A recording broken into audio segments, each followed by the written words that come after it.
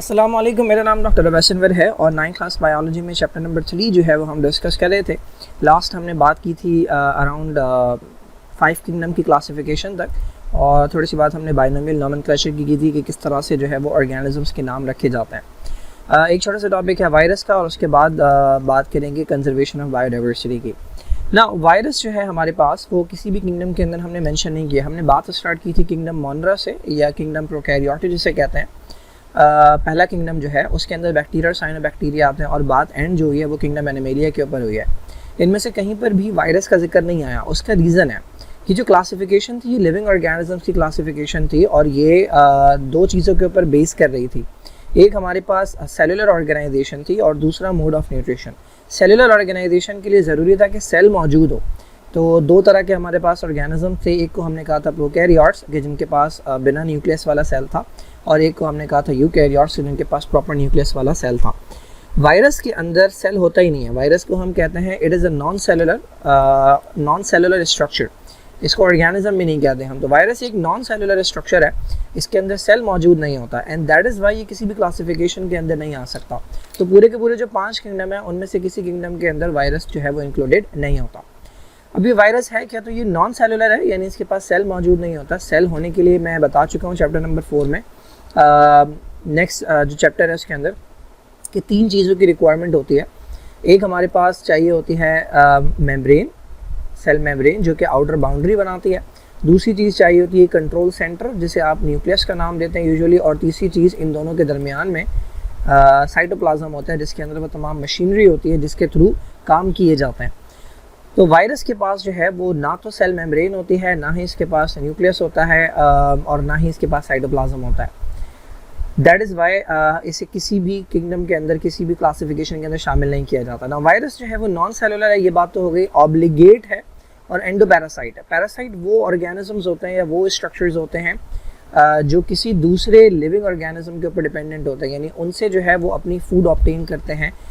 और एंडोपैरासाइट का मतलब ये होता है एक ऐसा पैरासाइट जो कि अपने होस्ट के यानी जिस लिविंग ऑर्गेनिज्म के ऊपर वो डिपेंडेंट है उसकी बॉडी के अंदर रहे। तो हमारे पास 2 तरह के पैरासाइट्स होते हैं। एक वो होते हैं जो बॉडी के बाहर रहते हैं, उन्हें हम एक्टो कहते हैं। लाइक मॉस्कीटो है। मॉस्कीटो जो है वो दूसरे ऑर्गेनिज्म से फूड ऑब्टेन करता है लेकिन बॉडी के बाहर से, बॉडी के अंदर नहीं जाता, तो वो एक्टो पैरासाइट है। बट बैक्टीरिया हैं या फिर आपके जो वायरसेस हैं दे आर एंडो पैरासाइट, ये बॉडी के अंदर जाते हैं।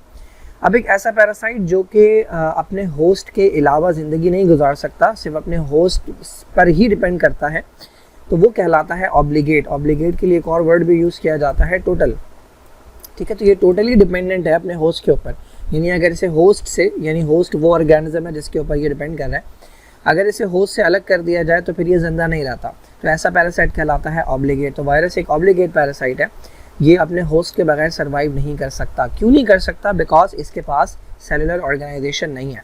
आपके और मेरे पास जो है वो न्यूक्लियस मौजूद है। उस न्यूक्लियस के अंदर हमारे पास डीएनए है, उस डीएनए में हमारी इन्फॉर्मेशन है।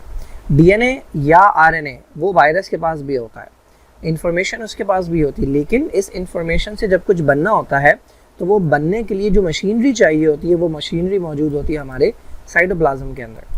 इसके पास साइटोप्लाज्म मौजूद नहीं है। तो जब ये किसी होस्ट के सेल के ऊपर अटैक करता है तो उसके सेल का साइटोप्लाज्म इस्तेमाल करता है, उसकी मशीनरी को इस्तेमाल करता है। दैट इज़ वाई जब आप इसे होस्ट के सेल से हटा देते हैं, निकाल देते हैं, तो फिर ये डेड हो जाता है। तो वायरस के पास कोई सेलुलर ऑर्गेनाइजेशन नहीं है लेकिन इसके पास न्यूक्लियर मटीरियल होता है। अच्छा, हमारे सेल के अंदर चाहे बैक्टीरिया हो चाहे इंसान हो, बैक्टीरिया से लेकर इंसान तक सबके पास डीएनए भी होता है और आरएनए भी होता है। वायरस इतना छोटा है इसके पास जगह ही नहीं होती। इसके पास या तो डीएनए होता है, इधर या तो डीएनए होता है या आरएनए होता है, दोनों चीज़ें इसके अंदर मौजूद नहीं होती। और इन दोनों में से जो भी चीज़ मौजूद होगी उसमें इसकी इन्फॉर्मेशन होती है, यानी इसकी अपनी कॉपीज़ बनाने की इन्फॉर्मेशन होती है। अच्छा, इसके अलावा इसके पास एक अदद प्रोटीन की कवरिंग होती है। वो वाली मेम्ब्रेन तो नहीं है जो कि हमारे सेल के ऊपर मौजूद होती है, बट एक प्रोटीन की कवरिंग होती है जिसको नाम दिया जाता है कैप्सिड का। तो जिस तरह एक टॉफ़ी होती है, ये टॉफ़ी होती है, इसका सेंटर होता है जैसे कि एक लेयर है, तो ये खाने की चीज़ होती है और इसके ऊपर एक रैपर होता है। ठीक है, ऐसे ही कुछ रैपर होता है।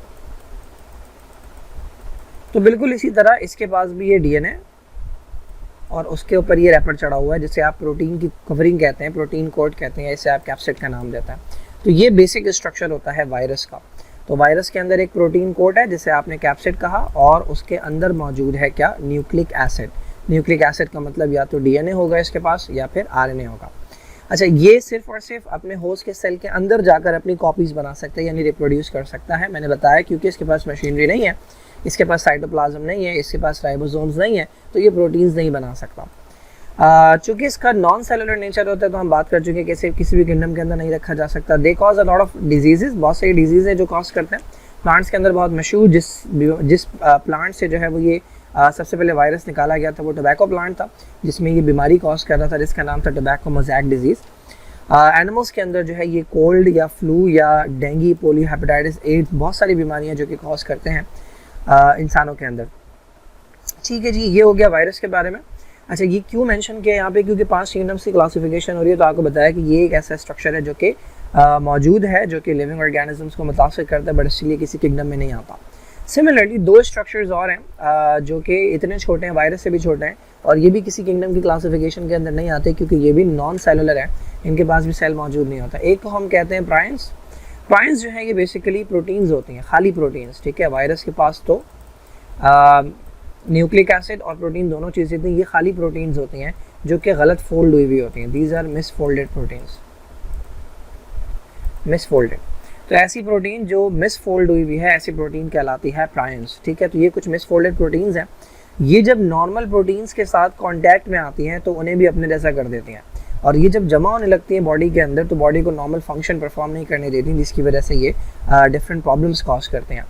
तो इंसानों के अंदर भी 1-2 बीमारियां हैं जो ये कॉज करती हैं। एनिमल्स के अंदर कुछ बीमारियां हैं जो ये मिसफोल्डेड प्रोटीन्स कॉज करती हैं, दिमाग के अंदर जमा हो जाती हैं, और दिमाग के अंदर जो नॉर्मल प्रोटीन है उसी की मिसफोल्डेड फॉर्म होती है, यानी ब्रेन के अंदर जो नॉर्मली एक प्रोटीन पाई जाती है उसी की गलत फोल्डेड फॉर्म जो है ये मौजूद होती है, तो इसे हम नाम देते हैं प्राइन्स का। वायरॉइड्स जो हैं ये नेकेड आरएनए के मॉलिक्यूल्स होते हैं। आरएनए, डीएनए और आरएनए के दरमियान डिफरेंस आपको पता होगा। तो आरएनए जो है, अगर मैं वायरस की बात करूं, तो अगर वायरस के पास आरएनए है तो उसके ऊपर ये कवरिंग होगी। ठीक है, अगर ये कवरिंग हटा दी जाए और खाली आरएनए का मॉलिक्यूल हो, सर्कुलर गोल सा आरएनए का मॉलिक्यूल हो जिसके ऊपर कोई कवरिंग मौजूद नहीं हो, तो ऐसा पार्टिकल जो है वो कहलाता है वायरॉइड। इसे हम कहते हैं नेकेड सर्कुलर आरएनए। ठीक है, ये जो वायरॉइड्स हैं ये इन्फेक्ट करते हैं प्लांट्स को, और प्लांट्स के अंदर इन्फेक्ट करने के बाद उनकी जो ग्रोथ है उसे अफेक्ट करते हैं, उसे मुतासिर करते हैं। तो बस इतनी सी डिटेल है जो कि इनके बारे में यहाँ दी हुई है। फर्स्ट ईयर के लेवल के ऊपर थोड़ी सी ज़्यादा डिटेल है, चाहे तो वहाँ से स्टडी किया जा सकता है। थोड़ा सा मैं दिखा दूँ वायरस और वायरॉइड्स और प्रियॉन्स को। तो ये हमारे पास डिफरेंट वायरसेस के पिक्चर्स हैं।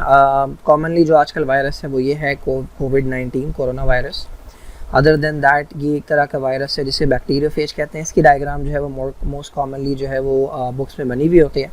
ये बैक्टीरियोफेज ऐसा वायरस होता है जो किसी वायरस के ऊपर अटैक करता है। ये HIV का वायरस है, जो एड्स कॉज करने वाला वायरस है। HIV जो है ये एडेनो वायरस हैं, ये फ्लू वगैरह कॉज करते हैं। ठीक है, यहाँ पर कहाँ गई, ये बेसिक स्ट्रक्चर होता है। ये सेंटर के अंदर जीनोम है। जीनोम बेसिकली जेनेटिक मटेरियल को कहते हैं। तो या तो इसके पास DNA होगा या RNA होगा। फिर इसके अराउंड जो है एक कवरिंग आपको नज़र आ रही है। ये कवरिंग जो है हमारे पास ये कैप्सिड कहलाती है। ये प्रोटीन की कवरिंग होती है। ये वाली कवरिंग जो है हमारे पास, जो कि इसके अराउंड चढ़ी हुई है, दिस इज कॉल्ड कैप्सिड। ठीक है, इसको न्यूक्लियो कैप्सिड कहा गया है क्योंकि न्यूक्लियर मटेरियल इसके अंदर मौजूद है। कुछ वायरसेस के पास एडिशनल स्ट्रक्चर्स भी होते हैं, जैसे कि यहाँ पे दिया हुआ है एनवेलप। ठीक है, तो खैर इसके अलावा कुछ प्रोटीन्स होती हैं, ग्लाइकोप्रोटीन्स होती हैं, जो कि इनको चिपकने की एबिलिटी प्रोवाइड करती हैं, हमारे सेल्स के साथ बाइंड करने की एबिलिटी प्रोवाइड करती हैं। ओके, यहाँ पर कहाँ गया, वायरॉइड नहीं दिया हुआ। ये हमारे पास जो नज़र आ रहा है, this is called this is prion. ये नहीं, ये अच्छी इमेज नहीं है। हाँ, ये एक तरह की प्रोटीन है। देखें, ये इसकी नॉर्मल फोल्डिंग है। इस तरह की फोल्डिंग जो है ये नॉर्मल है, और ये है मिसफोल्डेड फॉर्म।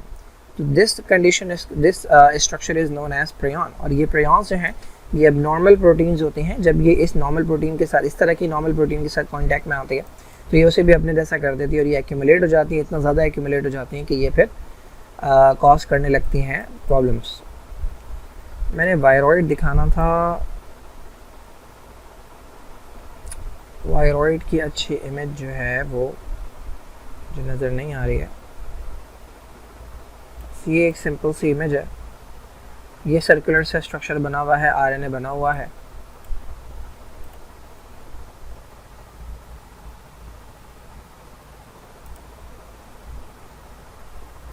बस इतना याद रख लें, खाली खाली जो है वो नेकेड स्ट्रक्चर होता है, नेकेड आरएनए का मॉलिक्यूल होता है जो कि सर्कुलर से होता है, जिसके ऊपर कोई कवरिंग मौजूद नहीं होती। That's it.